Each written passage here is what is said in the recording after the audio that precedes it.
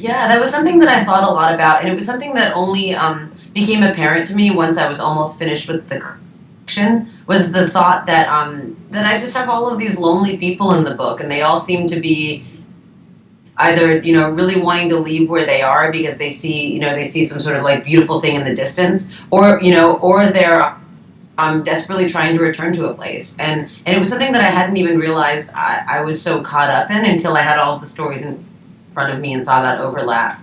And I was really interested in that. It was something that I found myself exploring a lot. Was the was the way that it is to be an American around the world versus the way that it is to be from so many other places and not have the advantage of English and not have the advantage of people being so familiar with your culture and just all of that. So like in the last story, I thought about that a lot. That was the last story that I wrote, and I just thought this is so interesting that my narrator is has lived in the U.S. for 10 years, and yet he just knows he'll never feel American, and yet his wife can just kind of globe trot throughout the world with total ease. And I thought about it in terms of like, is it a nationality issue, or is it also very much like a class and privilege issue? And it took me a long time to kind of figure out how I could explore that stuff in my fiction without being didactic. But Right. it was only in that last that I felt like I was really like, oh, this is what I've been trying to figure out.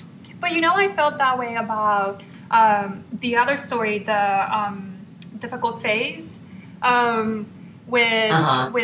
with the reporter traveling, with the Israeli reporter traveling to the Ukraine and dealing with the American expat reporters and the community there. I felt a very kind of similar sense of, I wouldn't call it necessarily irritation, and I wouldn't call it, I mean, I guess I'd call it irritation, but also part jealousy, Yeah.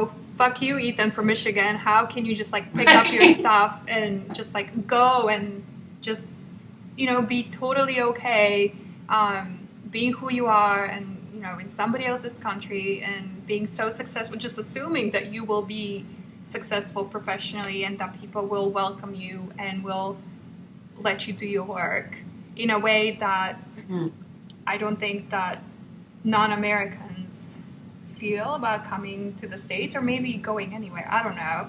I thought it was so interesting. Yeah.